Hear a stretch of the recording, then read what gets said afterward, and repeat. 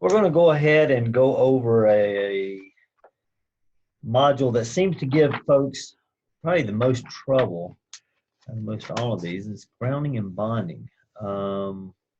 One thing that I'm going to mention before you even start this video is maybe put it on pause and actually go through the trade terms, because it's super important that you understand the difference between bonding, equipment bonding, grounding, and the difference, because there's so, if you understand the terminology, you'll understand the literature and what you're trying to do, and then you can comprehend and understand what it is that you're actually trying to learn here. So make sure you do that first. I'm not going to go through it because you're more than capable of reading, but take time to do that. Also, you want to bring out your code book so that you can reference a ton of this, most of this information as well. So as I go through, I'm going to read through this. We're going to go over the PowerPoint as well.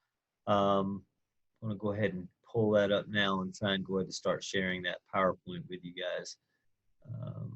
That's right, 26209, session 1. Go ahead and do this. So as we go through, like I'd mentioned, recognize the acronym of EGC, which stands for Equipment Grounding Conductor. So let's see, we're going to enable that. This is kind of a long module, so definitely want to go ahead and prepare for that. All right, so I'm going to, I know you guys can't see this part of it, but I'm having to go through and pick which slides we're going to look at. All right, so hopefully you see electrical level 2, grounding and bonding, 26209. And we're going to go ahead and get this party started. We're going to identify the grounding requirements, identify the purpose of the grounding and bonding, identify grounding requirements for various systems. So, all right. So I'm going to go ahead and start reading here. We're 1.1.0. Grounding and bonding systems are solidly grounded to limit the voltage to ground during normal operation and to prevent excess voltages due to lightning and line surges. So the whole purpose for grounding is to protect against surges and lightning. However, they're also grounded to stabilize the voltage to ground during normal operation. Conductive materials enclosing electrical conductors or equipment or that form a part of the equipment are grounded to limit the voltage to ground on those materials. All right, because that's your service. Now, our service location, as you can see in this illustration right here, and we're going to assume this is a service entrance because it's actual service, is as we look right here, we're going to identify that this is a point where you're neutral and you're ground. Now, the difference between your neutral and your ground. All right, so at this point, we should know that you have 2 lines coming in from your transformer to your service. You have 120 volts on A phase and 120 volts on your B phase. And your balance is primarily your neutral. It is at your neutral and your service and your transformer where your neutral and your service, or let me rephrase. Yeah, your neutral and your service ground connect to one another. So this is the neutral ground bus bar. This is the only place in which you are permitted to have your grounds and neutral actually attached to the same bus bar. Primarily because your neutral, it carries current. So therefore you don't want that traveling across your entire equipment and your grounded system. So we're going to talk about system and equipment grounding and system grounding here very short. So. All right, so first and foremost, Article 250, that is grounding and requirements for all your grounding, okay? That is through and through. It's your primary governing article for proper use and installation of grounding and bonding. So if you have your code book open, go ahead and turn it to Article 250. Now, I'm going to jump over here real quick. We're going to talk real quick about short circuit versus ground fault. Here. So what's wrong with this picture? Obviously, it's missing that grounding electrode right here, okay?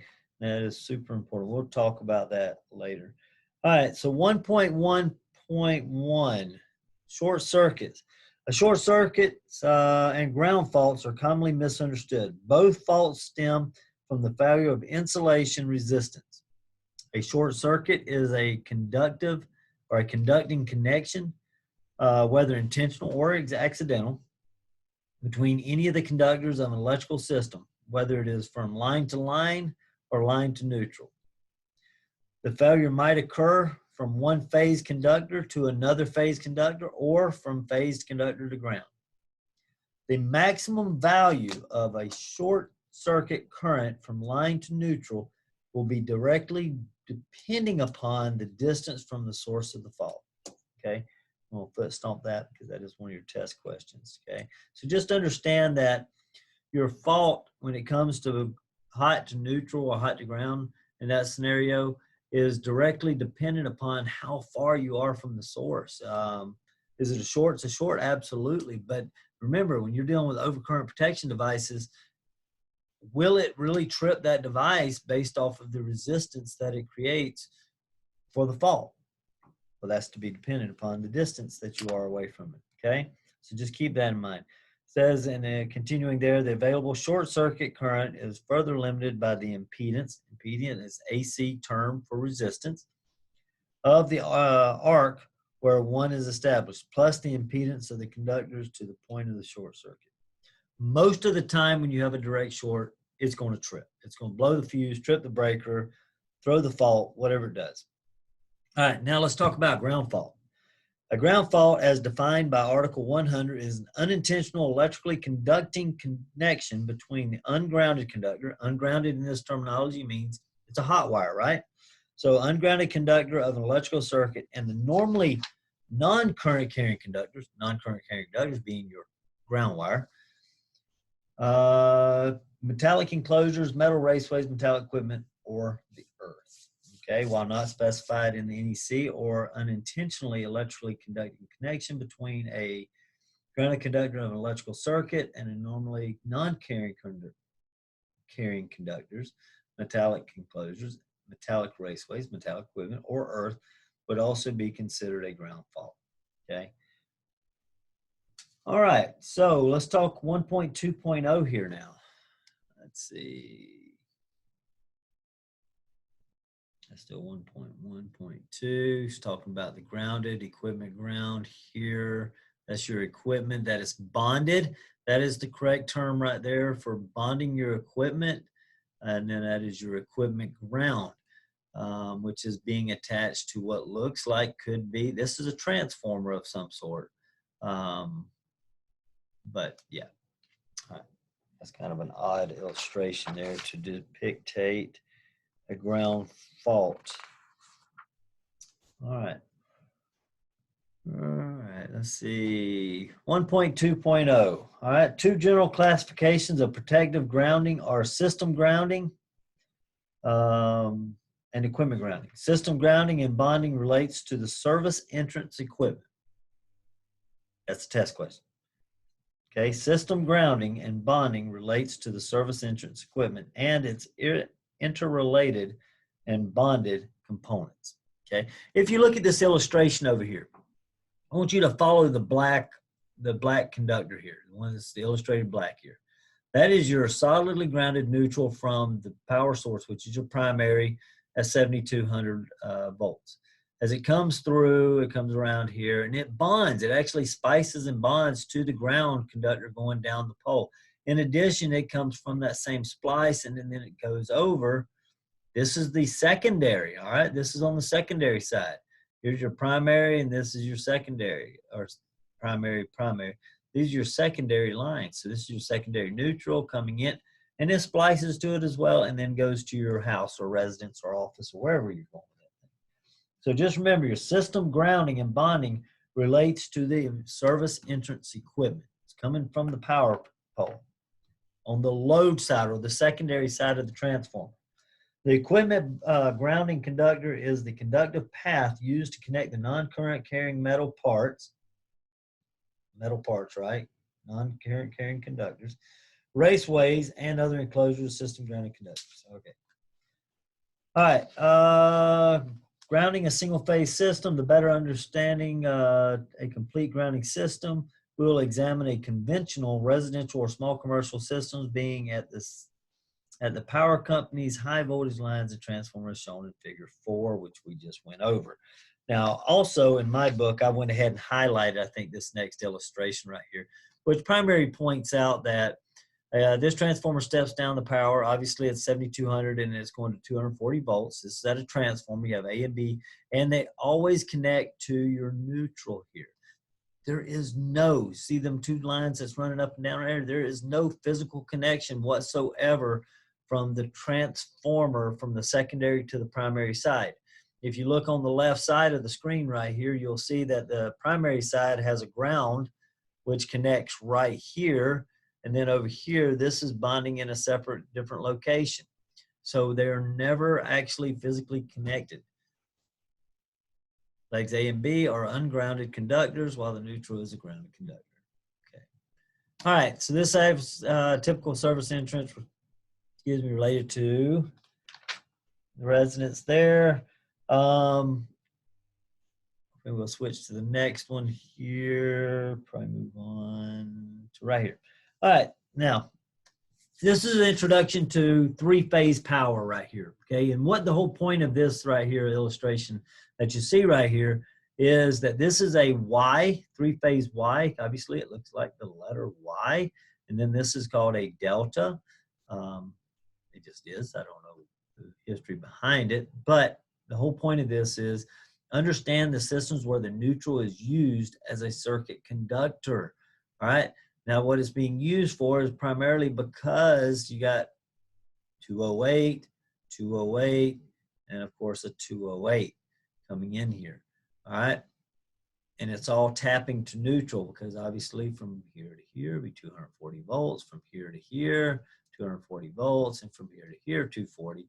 And obviously that's a neutral, which gives you your 208, 120. All right, or as I was, I'm sorry. Three-phase 208 means that it's 208 here to here. Here it's 120, 120, 120. All right. So AC systems over 1,000 volts must be grounded if supplied. This is a test question. AC systems, actually I don't think it is, but it's good to know anyway. AC systems of 50 volts to 1,000 volts supplying premises wiring and premises wiring system shall be grounded under the following conditions, where the system can be grounded so that the maximum voltage to ground on the ungrounded conductors does not exceed 150 volts, where the system is three-phase, see it right here, three-phase, that's the first condition. The second one is that where the system is three-phase, four-wire Y and the neutral is used for a circuit conductor, okay?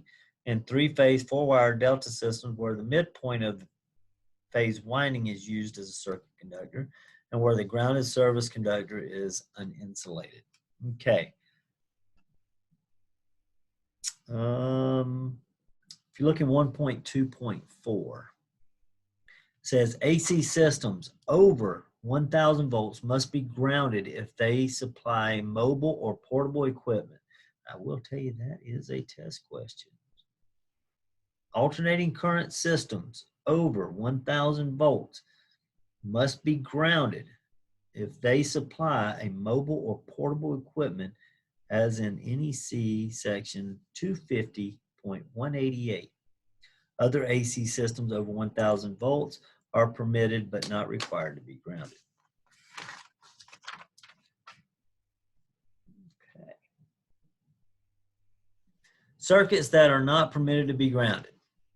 Cranes that operate over combustible material. Don't want that arc. Isolated power systems and healthcare facilities. They have an isolated ground. You don't want current to flow through a life-saving device like a respirating system of some sort or whatever. So you want to make sure that they have that isolated grounds. Circuits for electrolytic cells and secondary circuits on lighting systems. Okay, so moving on. we're going to move on to the next section here. All right, so we're going to move on to the next PowerPoint. There's actually quite a few of them here, so we'll move forward. All right, so we're going to identify service grounding methods, size and install a grounded electrode conductor, and select other electrodes. So we're going to actually talk about your actual ground rods, ground plates, circle rings, stuff like that. Ton of information in here, but just bear with us.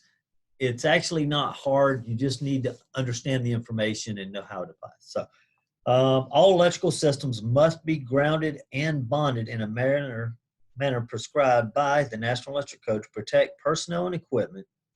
A grounded system must limit the voltage on the electrical system and protect it from lightning, voltage surges, and increase in maximum potential to ground due to abnormal voltages. Okay. The requirements for grounding services are found in NEC section 250-24. Both of those statements I just gave you. One is are both the test questions. The grounded system must limit the voltage of the electrical system to protect it from lightning, voltage surges, and increased in maximum potential to ground. And then the second one, again, I'm going to foot stomp this, is the requirements for grounding services are found in 250-24. Now, anytime you take a test, you know you're allowed to have the code book. So anytime there's a code question, open your code book. Okay, easy peasy. So good to know. In general, all of the above, all the following electrodes that are present must be bonded together to form the grounding electrode system. Okay, so you're allowed to have multiple different things. First and foremost, if you're building a steel building, you realize the building is made of metal. You have to bond the metal components. For example, your steel beams going up, for example, this school here. The school here is essentially it's a pre-engineered building. It's a big steel building that's actually got block masonry and stuff like that. However, those metal beams, being they're a conductor, and at some point they could come in contact with a live electrical conductor. And if they weren't grounded, every time we touched that beam, we would be energized. And that's not the objective. The objective is to protect you, not kill you. So we have to make sure that we're protecting ourselves. So anytime we're doing a large construction building where we actually have rebar in the concrete, it's got to be grounded. It's got to be bonded. It's got to be part of the electrical system. Now, let's say we have air conditioning. We have big old piece of equipment, big pumps, water heaters, whatever, and it's all part of a big system. Then we have what's called equipment grounding, that we actually have to ground it to the earth. And then from the earth part, we have to make sure that we are tying that in with the system as well. Okay. Having said all that, we're going to move forward here. Ungrounded metal water pipe in direct contact with earth for no less than 10 feet. So you can have you can actually have a cold water or a water pipe. And, you know, for years and years, we used galvanized and black iron pipe to supply water to our homes. So if you have a 3/4 inch galvanized pipe underground and it travels for at least 10 feet without a break, you can have that as your ground. That can be your ground for your system. Another option is the metal in the ground support structures as described in 250-52A2. An electrode encased in at least 2 inches of concrete located within and near the bottom of the concrete foundation of footing that is in direct contact with the earth. And if you notice right there on the notes, we're in, like I said, we're in section 2.0.0 right here. The note says the electrode must be at least 20 feet long and must be made of electrically conductive coated steel reinforcing bars or rods of not less than 1/2 inch in diameter or consisting of at least 20 foot of bare copper conductor not smaller than number 4.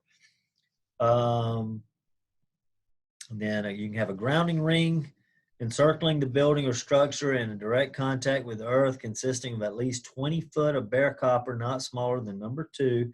You can use rod, pipe, or plate electrodes. And then scroll on down to the notes right there. It says the ring must consist of 20 feet of bare copper not conductor smaller than number 2. All right, so if we turn the page right here, we look at figure number 10 right there. Let me go ahead and catch you guys up where I am. Right here I am, right here. All right, so let's look right here. I'm going to actually increase this size right here. There we go. So this is the one I want you guys to kind of pay attention to right here, because this is foot stomp. All right, so plate electrode must expose not less than 2 square feet of surface to exterior soil. Must be bare or conductively coated iron or steel and at least 1/4 inch thick. So it's a big old piece of, it's 2 foot square. And it has to be buried.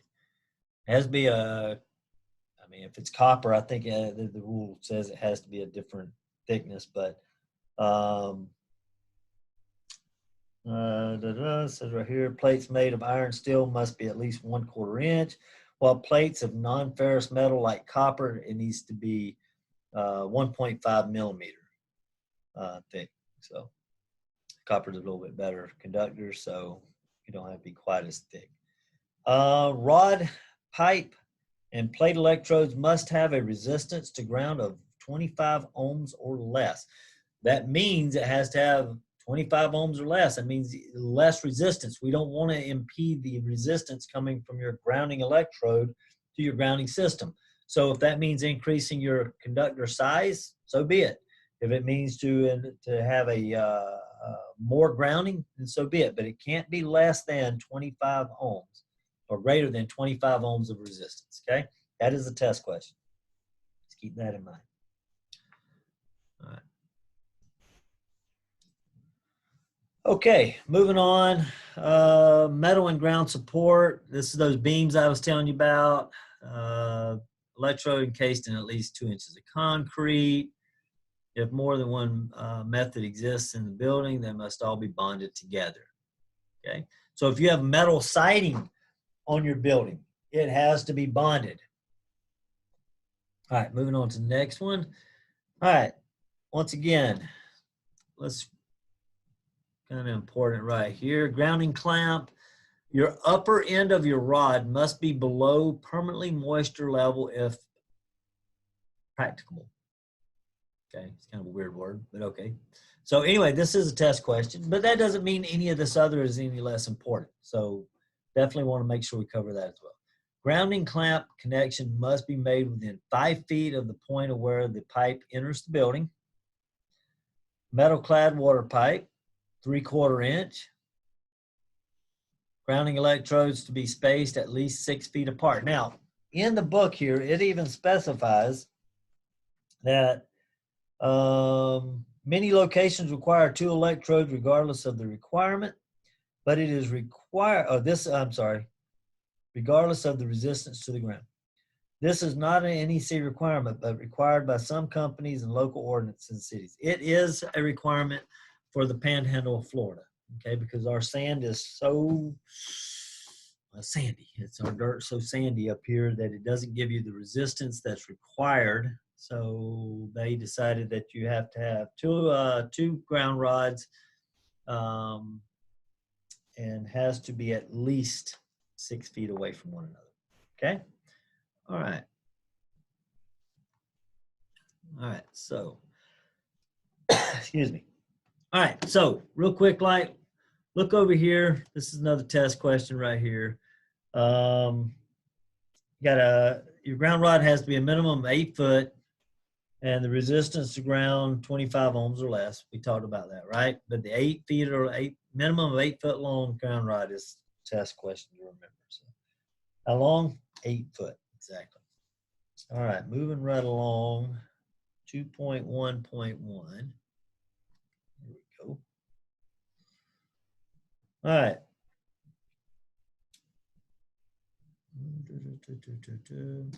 Kind of grounding electroconductor lists the requirements installing grounding conductors. A common grounding electrode conductor is required to ground both the circuit grounded conductor and the equipment grounded conductor.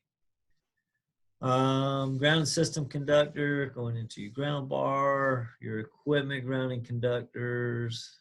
Okay. Main jumper. Obviously, you got to Most of the time, this ground bar is actually attached to the panel, so you don't have to have that jumper, but sometimes it's insulated, and you have to have a jumper there. If it is an insulated bus bar and it's not actually attached to the panel, ensure that you actually install the ground lug. It should be like a really long green screw, or you put an actual jumper wire or a jumper leg in there, which is essentially a piece of metal that runs through that, comes down, actually screws and attaches to the actual metal panel. So, all right, methods of splicing grounding conductors.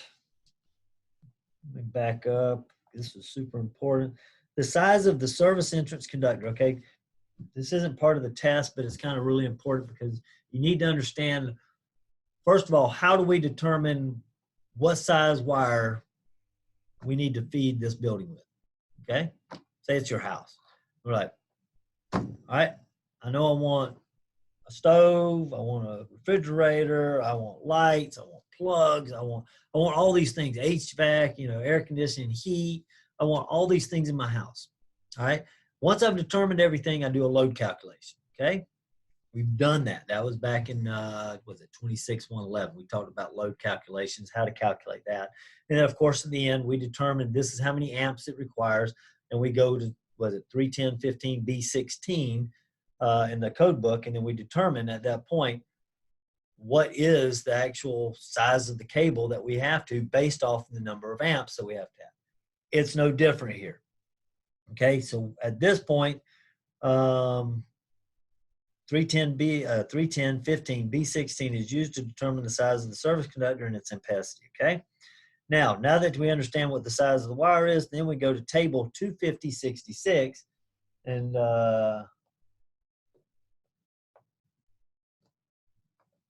25066, and then we can determine what size ground wire we need based off of the ampacity of the actual structure. So,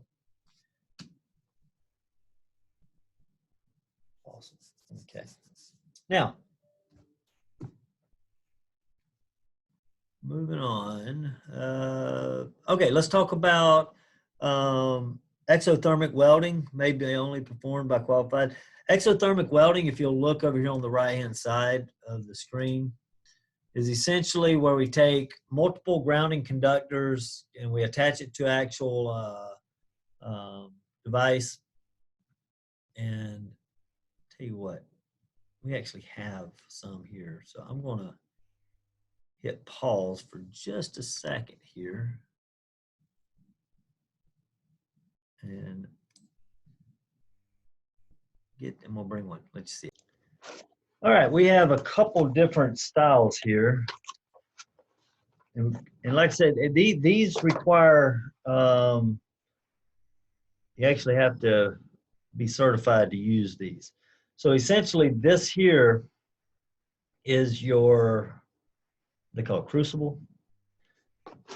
And it has, your conductor will actually come in through here. And then of course you have your ground coming in through here. So this here is your powder. All right, that's your bonding agent right there. Now it's all over my desk. And then you would actually put your wires and conductors in through these holes, and then you would fill it with your powder. And then here are some, in case you need sleeves for your wires here. And then you would literally ignite this little plate right here. You'd put a little bit of gunpowder or powder right there, and then ignite it, and then it will flare up. I would strongly recommend that everyone get the opportunity. Go to, and here's another one here. It's actually already set up again. Go on other YouTube videos of exothermic welding, and they actually have some videos, some pretty cool videos set up of them actually setting these off, which is actually pretty awesome. So, all right. but I got it all over me. All right, so I'll, sorry about that. Let's go back to where we were. All right, exothermic. All right, so let's bring this back down. There we go. Okay. Now, it says right here, figure 16, we're in section 2.2.0, rod and pipe electrodes. Oh, here we go. Rod and pipe electrodes, pipe or conduit electrodes shall be not less than 8 feet in length, nor smaller than 3/4 in your trade size. And if iron or steel shall be galvanized or metal coated for corrosion protection. Rod electrodes of stainless steel and copper or zinc coated shall not be less than 8 feet. All right, so the one we want to foot stomp here, because it's a test question, is to make sure that we understand that when you have rod or pipe electrodes, they have to be at least 8 foot in length, okay? 3/4 in size. All right. All right, so we're going to move on to the next one. Okay. Let's see, we're talking about equipment grounding here. Once again, every section, make sure that we are reading these terms, because we've got grounding clip here. We've got used to secure a bonding conductor, grounding conductor. So make sure that we're getting in here and doing that. All right, so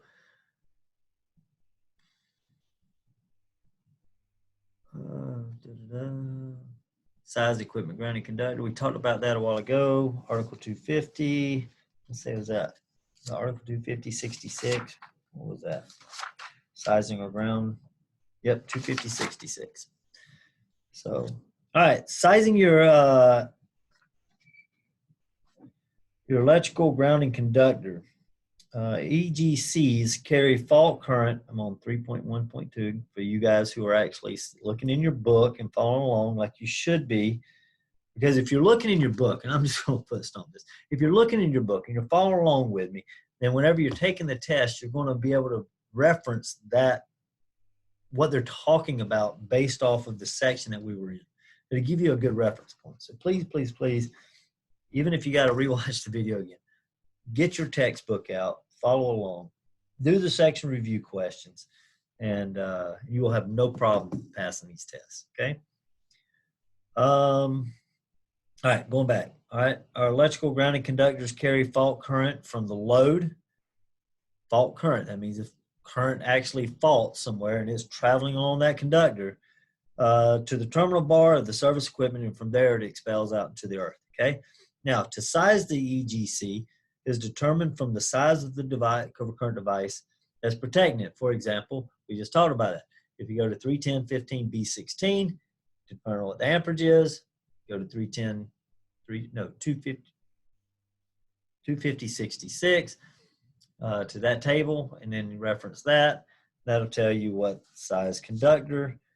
Now it's saying also right here that you can go to table 250/122 to determine the size of the EGCs. Matter of fact, let's take this opportunity, get your code books out, and let's actually reference that code real quick. Like, grab mine.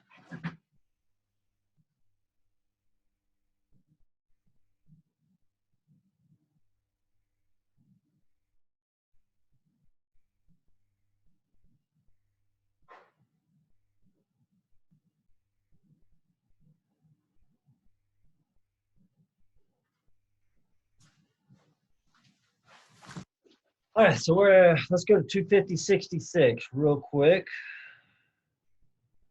Grounding and bonding.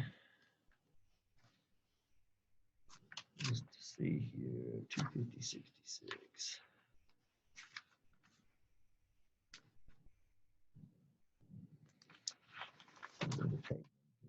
250/66. Okay, there it is right there. So grounding electrode conductor for alternating current system, size of the largest ungrounded service Conductor equivalent area talks about there, and then the size of your ground electrode on the right hand side if you got copper, aluminum, so forth. So, all right, so let's see what 251.22. 251.22. There we go. Minimum size equipment grounding conductor. Okay, there's the difference. You got system grounding and equipment grounding. So we're in equipment grounding now. So if we want to size our equipment grounding, then you got your rating of setting of your overcurrent device. So when you're doing your system grounding, it's based off of the ampacity of the current electrodes. But when you're doing equipment grounding, it's based off of the overcurrent protection device. Okay. Makes kind of sense. All right. Moving on. Awesome. It's a cool illustration right here with a lot of good information in here. Let's look at some of this. All right, so you got your meter service here. This is where your power comes in. A grounded circuit conductor is permitted to ground non-current carrying metal parts, blah, blah, blah, on the supply side of the disconnect. It means supply side. Supply side means power coming in. All right, so metal enclosures for service conductors and equipment must be connected to the grounded system conductor. Your effective bonding jumper must be provided around grounding electrodes, i.e. water pipe at any location like this. So if you have a meter or something where you have a union or a coupling or something, or rubber bushing or a gasket, then you have to run a bonding jumper over and around that, because you do not want a loose ground because of a loose nut. So make sure you do that right there. Okay. All right. Let's go on down here. 3.1.2. All right, 3.2.1. Grounding outlet boxes devices. Okay, so here's what we're talking about: actual residential or commercial work as well. You know that anytime we have metal boxes and a device, we always bond the box, always. Okay, so a grounding clip or other used device to secure equipment grounding conductor to each receptacle securely continued. All right, but here's where we're at. All receptacles used in residential, commercial, or industrial applications must be of the grounding type, which means that one of the receptacle opening connects the grounded or equipment ground to the appliance, tool, or other part. So you got to make sure that you're bonding your stuff to the system. And to do that, if you have a metal box, obviously right here it says, metallic outlet box. There's your grounding clip. It literally taps right on there. And then that box is bonded. Now, if it's a PVC box or non-metallic box, does it need to be grounded?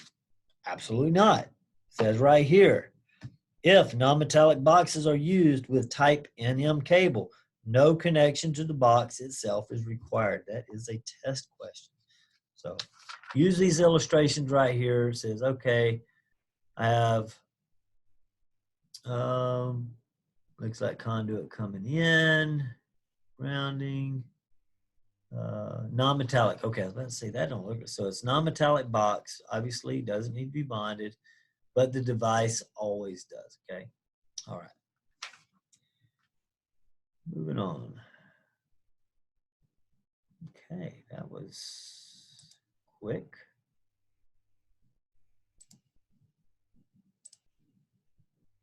Session 3, session 2. All right, we're in session 4 now, okay? So let's go ahead. Like I said before, make sure we're reading.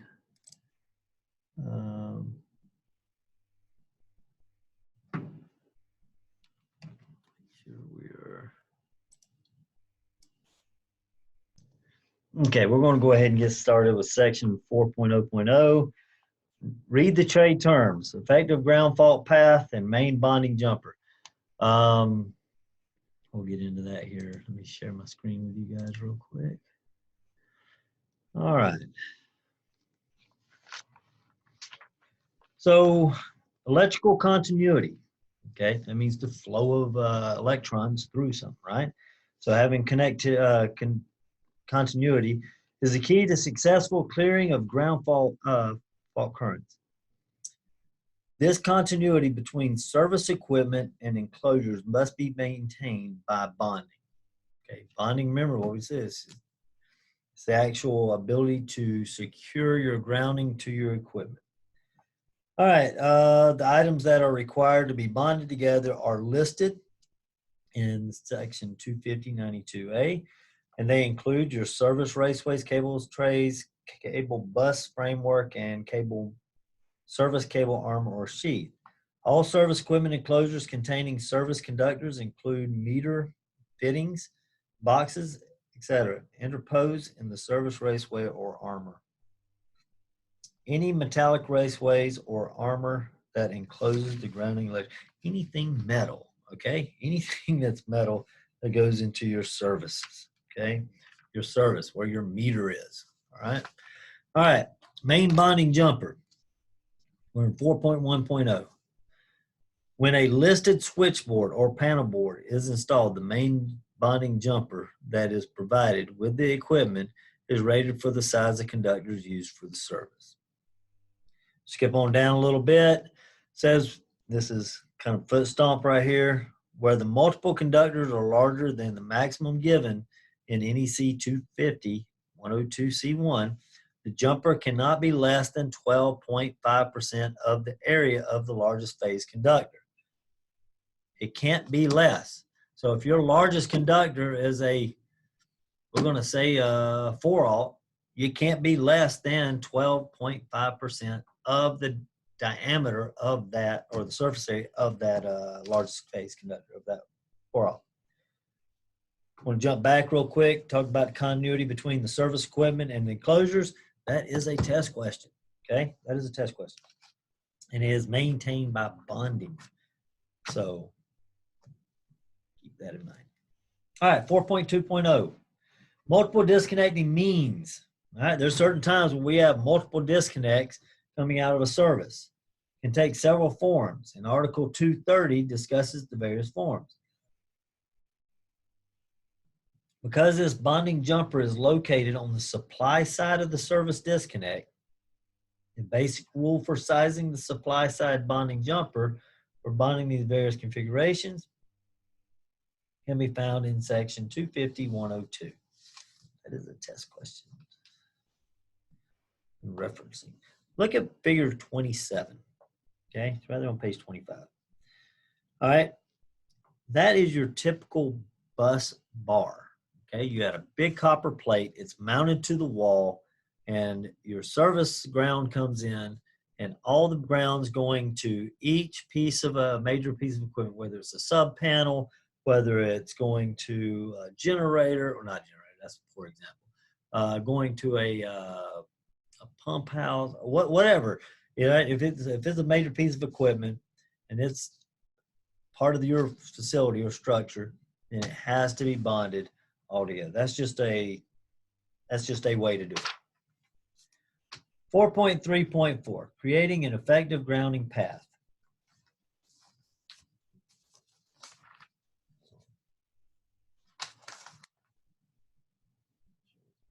Check if I got sand in here. Oh. Okay. As previously stated, to have an effective grounding for both a grounded and ungrounded system, the grounding system shall have an effective ground fault path to provide a permanent and continuous path. I'll rephrase that. A grounding system shall have an effective ground fault path. Whether there's a fault, something's going on, and it's trying to, let me get caught up here. There we go. All right. An effective ground fault path to provide a permanent and continuous path sized to safely conduct any fault current that is likely to occur.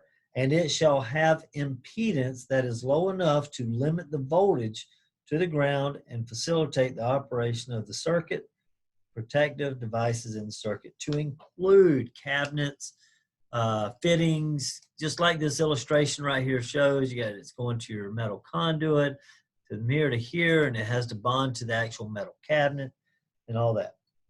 In addition, it provides a low impedance return path for the flow of fault current to the source to facilitate the operation of the current devices in the facility.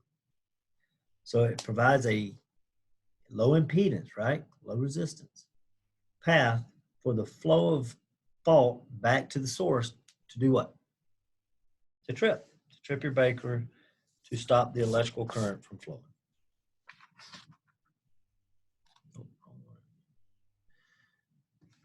Grounding path, yep, that's what we were just talking about. Ground conductor neutral permits utilization of power at line to neutral, right? So here's our line 1, here's our line 2, A and B, and it's our going to our ground bar there.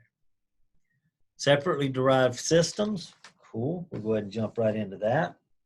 All right, separately derived systems is a premises wiring system whose power is derived from a source of electrical energy or equipment other than the service. For an example, a generator. A generator is a separately derived system. It's providing electricity through another means, all right?